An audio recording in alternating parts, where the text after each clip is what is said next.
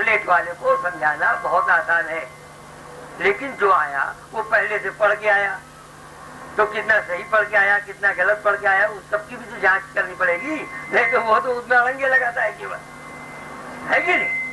हाँ, बहुत दिक्कत होती है। अच्छा हाँ, और आप लोगों को कोई बात? अच्छा ये बताइए, आप कहते हैं ना गहरे आराम में या नींद में भी विचार चलते रहते हैं, हाँ, इसका पता कैसे लगा? उनका पता हम आपको बताते हैं, हम बताते हैं। देखिए हम आपको समझाते हैं। एक बात तो जैसे गीता की मान लेने की है, ठीक है ना, है कि नहीं? एक बात ही। दूसरी बात, विचारों का संबंध किससे है? विचार पैदा क्यों होते हैं? विचारों की उत्पत्ति होती ही क्यों है? दिमाग से होती है ना, मन का विचरण।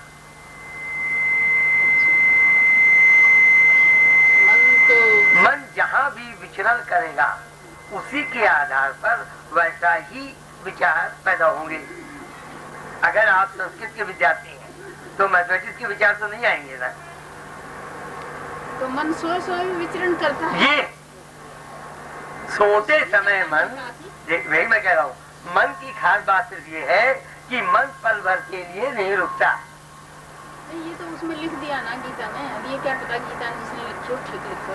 बोलिए बोलिए, क्या लिखा? नहीं वही मैं आपको बता रहा हूँ, मैं आपको बताता हूँ उसमें क्या लिखा क्या नहीं, तो छोड़िए, हम आपको एक बार बता रहे हैं मन क्या चाहता है। बताइए, मन का, आपका मन तो है ही है, आप क्या महसूस करती हैं? मन का गुण क्या है?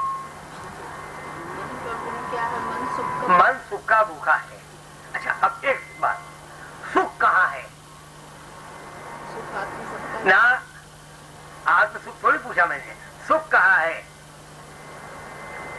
सुख मन और तत्व के संपर्क में है। सुख मन, ये सुख जो है मन और तत्व के संपर्क में है। देखिए जब आपने समोसा खाया तो मन और समोसा के तत्व का संपर्क हुआ कि नहीं हुआ? समोसा का सुख मिल गया, जलेबी का थोड़ी मिलेगा। जलेबी जब खाया तो मन और जलेबी के तत्व का संपर्क हो गया कि नहीं? तत्व कहें वस्तु कहें, आप वस्तु कहें या तत्व कहें? बिना तत्व के कोई वस्तु बन जाएगी क्या? बिना तत्व के कोई वस्तु नहीं बनेगी। हर वस्तु के सबसे सूक्ष्म कण को ही आप तत्व कहेंगे। तो जब आप वस्तु कहेंगे तो तत्व की में दिक्कत पड़ जाएगी, वो नहीं कवर अप होगा, और तत्व कहेंगे तो वस्तु कवर है, इसलिए मैं तत्व कह रहा हूं। अच्छा, जब हम इंद्रिय जगत में जाते हैं तो अलग अलग तत्व, अब जैसे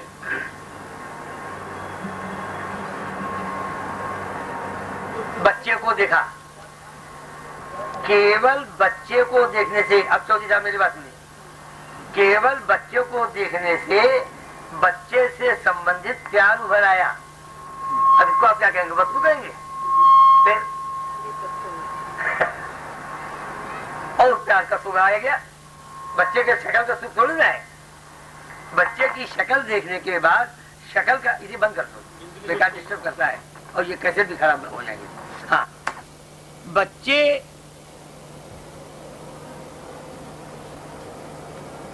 ने शक्ल, बच्चे की शक्ल देखते ही प्यार उमड़ आया और प्यार के सुख से भर गए। तो आपने ये देख लिया ना। अच्छा, मन सुख का भूखा है, ये बात समझ में आ गई? तो मन विचरण पल भर के लिए भी क्यों बंद करेगा?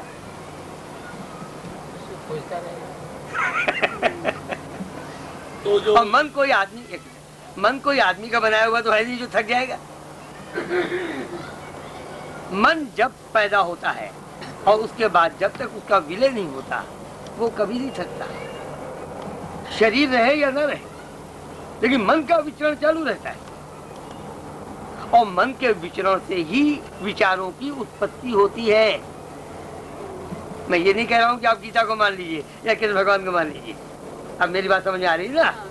ये आपकी बात का जवाब है कि आप क्यों मान लें कि पल भर के लिए मनुष्य विचार रहित नहीं होता। तो सोता सिर्फ शरीर है? सोता शरीर नहीं है, सोना जो है मन तो जागता है। हम बताते हैं नींद किसे कहते हैं, मैं आपको बताता हूँ। हाँ देखिए, आप लोग जितने बैठे हैं, एक बात आपने पहले हमसे सुन रखी है, परमात्मा अंदर का सूरज है, हमारे कर्म बंधन अंदर की दुनिया के बादल हैं, किताबों में लिखा हुआ है। जैसे बाहर का बादल बाहर के सूरज को ढक लेता है, काम करते करते करते करते कर्म बंधन बढ़ते बढ़ते बढ़ते बढ़ते अंदर के सूरज को ढक लेते हैं, तब अंदर के सूरज की शक्ति, जैसे बाहर के सूरज की रोशनी जमीन पे नहीं आती, जब बादल बहुत घने हो जाते हैं, तो जब अंदर बंधन बहुत घने हो जाते हैं तो आत्मा की ताकत, परमात्मा की शक्ति मन को बहुत कम मिलती है, ठीक है ना। ये मन में की जो शक्ति है, इसमें 3 गुण हैं, सत चित आनंद, ठीक है ना। चित होश को कहते हैं, जब ये होश कम होगा और कम होगा और कम होगा तो नींद आ जाएगी, ठीक। आराम किया, अभी बादल छड़े, थोड़ा होश बढ़ा, बढ़ते बढ़ते स्वप्न आ गया। स्वप्न क्या है? स्वप्न गहरी निद्रा से बड़ा होश है, स्वप्न छोटा होश है। स्वप्न गहरी निद्रा छोटा होश है, लेकिन गहरी निद्रा भी एक होश है। होश 0 तब है जब आदमी मर गया, क्योंकि गहरी निद्रा में सोने वाले को इतना होश तो है ना कि जब मैं नाम लेके पुकारता हूँ तो वो जग जाता है। अगर होश नहीं होता तो कैसे जग जाता? कम है उसका होश। ये बिल्कुल ठीक आपने समझा। तो गहरी निद्रा और छोटा होश है, स्वप्न कुछ उससे बड़ा होश है, जागृत अवस्था उससे ज्यादा बड़ा होश है। उसके बाद आनंद की अनुभूति उससे बड़ा होश है, वो अंदर की जगत का होश हो गया। तो जब देखिए, जब क्लास 3rd पास कर लेंगे तभी तो 4th में जाएंगे। तो जागते जागते स्वप्न में आ गए, स्वप्न के बाद जागृत में आ गए। अब जब जागृत में आ गए उस समय होश बढ़ाने का रास्ता, और होश बढ़ाने का रास्ता हम यही पूछेंगे कि सोते सोते आप स्वप्न में कैसे आ गए? आराम के थ्रू आए ना, और होश बढ़ा। स्वप्न से आराम करते करते आप जागते हुए आ गए, तो आराम ही तो होश बढ़ा रहा है। तो जागने के बाद आप फिर आराम पे आ जाइए, इसको ध्यान कहते। अब जब आप आराम पे आएंगे, और आराम का अर्थ सिर्फ ये है कि मन इंद्रिय जगत में विचरण ना करे, और मन सुख का भूखा है, इसलिए हम कहते हैं कि इंद्रिय जगत में ताला लगा दें। केवल इंद्रिय जगत में ताला लगाने के लिए आंख बंद करते हैं, अंधेरा कर दें। फिर मन विचरण करता है। मन तो विचरण करेगा, लेकिन 2 अवस्था है। हम आंख बंद करके अपनी लड़की की शादी कैसे करेंगे, पैसा कहाँ से आएगा, बाजा कहाँ बुलाएंगे, ये विचरण भी तो कर सकते हैं, ये मनन भी तो कर सकते हैं। लेकिन क्या इसमें कोई कोशिश नहीं होगी? ये तो कोशिश हुई, विचार हो गए। ये तो केवल अंधेरा करने से, आंख बंद कर देने से। तो क्या हमने आगे ये नहीं बताया कि आंख बंद करके एकांत में बैठकर कोशिश, प्रयासहीन हो जाना, ये सिखाया ना। तो जब प्रयासहीन हो गए तब क्या हुआ कि हम माने भरे विचारों, माने भरे वाक्यों के बीच में विचरण करने के बजाय ऊट पटांग के विचारों में विचरण करने लगे, और ये इंद्रिय जगत नहीं है। और धीरे धीरे वो उठ पटांग के भी नहीं रहे, क्या हुआ? नींद आ गई। ये नींद इसलिए आ गई क्योंकि जब आप आराम करती हैं तो थकावट उभर आती है। बोली उभर आती कि नहीं? हाँ। जब तक सारी थकावट ना निकल जाए। अच्छा, और एक दिन ऐसा आएगा, क्यों आएगा? क्योंकि थकावट प्रकृति की देन नहीं है। इसलिए थकावट की सीमा है। थकावट प्रकृति ने नहीं दिया है, आपके कर्मों ने दिया है। अब ठीक है ना, धीरे धीरे निकल जाएगी। हाँ, और कोई दूसरा सवाल? शरीर पे तो परमात्मा ने दिया, ये क्यों थक जाता है? ये मैंने थोड़ी कहा।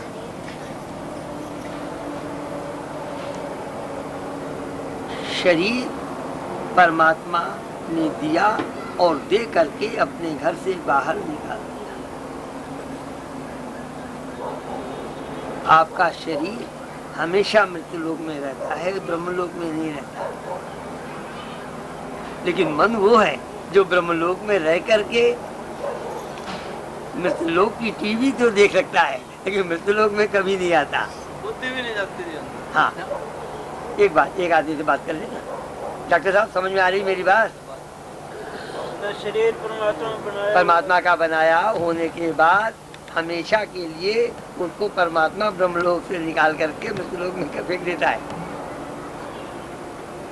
लेकिन मन एक ऐसी चीज है कि ब्रह्मलोक में रह करके मृत्युलोक की टीवी तो देख सकती है, लेकिन मृत्युलोक में आती ही नहीं। ये फर्क बात समझ में आई कि नहीं? पर इसीलिए शरीर थक जाता है, मन नहीं थकता। जो मृत्युलोक में रहेगा, हाँ, वो थकेगा। जो कुछ भी मृत्यु, और अगर मन रहने लगेगा तो मन भी थकेगा। ये भी हम आपको बता दें।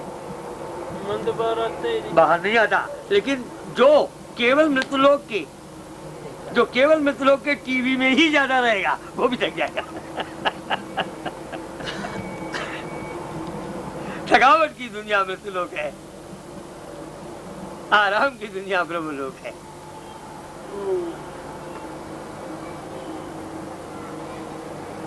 हाँ हाँ, आप बोलिए। हाँ 6-7 महीने से। हाँ हाँ जी, ठीक है।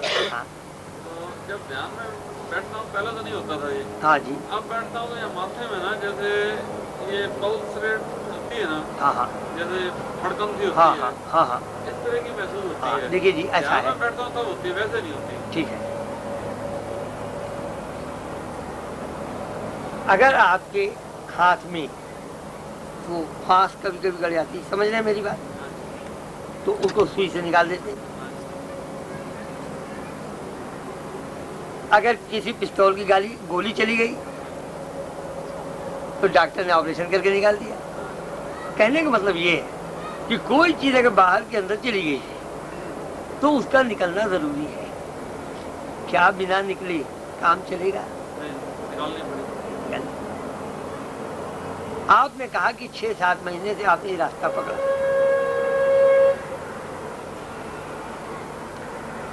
इसके पहले जो रास्ता था उसमें कर्म का प्रभाव पिछले 25 साल से अंदर जा रहा है, और जितनी भी परेशानियां और तकलीफ चाहे शरीर की हो या किसी तरह की हो, आपने अभी तक महसूस की है, उसका वो देने वाला कौन है? वो तकलीफ देने वाला केवल वो है जो अंदर चला गया, बाहर का अंदर चला गया बस। और बस वही तकलीफ देने वाला है, और तकलीफ देने वाला कोई। अब जब आप ध्यान करेंगे तो ध्यान का प्रभाव उसे बाहर तो निकालेगा ना। अच्छा, अब एक सवाल के जवाब दीजिए आप। जब गोली निकालने के लिए डॉक्टर ऑपरेशन करता है तो ऑपरेशन में तकलीफ नहीं पड़ती क्या? फिर जब सुई से फांस निकालते हैं तो तकलीफ नहीं पड़ती क्या? लेकिन निकलते ही आराम हो जाता है। तो बस ये आपका निकलने की कोशिश करता है, निकलते ही आराम हो जाएगा। ये मतलब तकलीफ निकल रही है। और क्या? आपकी खराबियां निकलना, खराबियां देने। आप इस बात को समझ लें, सारी तकलीफ को जन्म देने वाला वो है जो है मृत्युलोक का और चला गया अंदर। तो कर्म चूंकि बाहर है, कर्म का प्रभाव बाहर की चीज है जो अंदर चली गई, और यही कर्म बंधन और यही सारे तकलीफ की जड़। आगे चल के मैं ये कहूंगा, 3 तरह की थकावट है, शारीरिक, बौद्धिक और मन की थकावट। केवल थकावट की परतें ही दुनिया की सारी तकलीफें देती, सारी तकलीफें ये इकट्ठा होती चली जाती, संचित होती चली जाती, संचित होती चली जाती। गहरे आराम की कमी, ठीक है ना? बार बोलते हैं लेकिन हाँ, देखिए इनका सवाल है कि थकावट और संस्कार में क्या अंतर है। वो थकावट की परतें जो बहुत नीचे दब गई, जैसे शरीर तो मान लिया कि मृत्यु के बाद जला दिया, लेकिन मन तो नहीं जलाया। मन पर पूरे पिछले जन्म की छाप लेकर के नया शरीर ले लिया और इस जन्म की छाप मन पे और पड़ने लगी। तो वो जो पिछले जन्म की छाप है, जो बिल्कुल नीचे वाले कहा दबी पड़ी है ना, उसको संस्कार है। बहुत नीचे गहरे इस जन्म की थकावट को क्या इस जन्म की भी अगर बहुत परतों से जग जाएगी तब वो संस्कार को रूप धारण कर लेगी। आप ऐसे समझ लीजिए। क्या आपने कभी महसूस नहीं किया कि इस जन्म के बहुत से कर्मों ने आपके अंदर कुछ आदत पैदा कर दी जो पहले नहीं थी? की नहीं की? तो भाई आपके संस्कार हो गए, अब संस्कार हो गए। तरह तरह की आदत और सब इसी जन्म में पैदा हुए। एक बच्चा पैदा हुआ, उसको हमने आलू खिलाया, बैगन खिलाया, गोभी खिलाया, कद्दू खिलाया, सब खिलाया, मांस भी खिलाया, अंडा भी खिलाया। उनमें न मालूम कितनी चीज वो कहता बड़ा अच्छा लगता है, बहुत चीज वो कह देता है खराब लगता है। इसका क्या कारण? कोई पुराने संस्कार। नए संस्कार ये कि जब पहली बार गोश्त खिलाया तो कहीं बड़ा खराब लगा, लेकिन उसको जबरदस्ती खिला के अब बिना गोश्त की खाना नीचे ही नहीं जाता। ये इज्जतों का संस्कार हो गया। तो जितनी भी नीचे परतें दब जाती है तो वो अंदर पड़े जाती है, संस्कार का रूप। इस तरह से संस्कारों का तो कहते हैं मन के ऊपर न मालूम कितने जन्मों का संचित अंबार रहता है। हाँ, इसीलिए कहते हैं ये कर्म तीन तरह के, ये जो संचित अंबार है। वो कौन कौन से पंडित जी? तीनों नाम जरा बोलिए। संचित प्रारब्ध और क्रियामान। तो जब उसने शरीर लिया तो इतने संचित कर्मों में से केवल वो कर्म जो इस शरीर में रह करके कट सके वो प्रारब्ध हो गए। प्रारब्ध काटने नहीं करते। अच्छा, अब काटने को कौन कहे? आपने नया भरना शुरू कर दिया, ये क्रियामान। इसीलिए हमारे शास्त्र में तीन तरह के कर्मों की बात आती है। पिछले जन्म में अगर जी आदमी, ये तो नहीं पता आदमी थे, हो सकता मैं जैसे होता हूँ पिछले, आप कोई भी हो, उसके भी संस्कार वो ये आप कोई भी हो, मन तो होगा ना, मन हो। और मन तो उसके तो पढ़ेंगे ही पढ़ेंगे। कर्म प्रभाव कुछ भी हो, मन तो होना ही पड़ेगा। हाँ, वो बस केवल मनुष्य का शरीर, केवल मनुष्य का शरीर एक ऐसा शरीर है जिसमें रहकर मन अपने पिछले संचित कर्मों को काटने की शक्ति रखता है ध्यान के माध्यम से, किसी अच्छे काम की डिसिप्लिन से नहीं। बस यही समाज में गलतफहमी चली और यही पे समाज के अंदर गलत विद्याएं फैली। लोगों ने अच्छे संस्कार डालने शुरू कर दिए संस्कार काटने के बजाय। अरे भाई, यहाँ इतने लोग बैठे हैं, आप लोग समाज में ऐसा नहीं देखते क्या? बात पैदा तो हुआ है आदमी पिछला काटने के लिए। अब अच्छा और खराब का आधार लेकर के अच्छे अच्छे संस्कार और डालने शुरू कर दिए। वो सारे क्रिया मारे, वो संचित अंबार और बढ़ गया। ठीक है, अच्छे का बढ़ गया, लेकिन बढ़ तो गया ना, बढ़ तो गया। बादल चलो सफेद है, ये काले हैं, कुछ हैं, लेकिन बादल तो बढ़ गए ना। आप ये तो नहीं कह सकते कि बादल घट गए। असली बात तो अंदर के बादलों को घटाने की है, और हम बादलों को बढ़ाने का रास्ता पकड़ लेते हैं। और फिर सारी जगह दुनिया भर की यही बहस होती है, देखो जी मैंने क्या गलत किया, ये तो कितनी अच्छी बात है। अरे हम कब कह रहे खराब बात है, बात तो अच्छी है।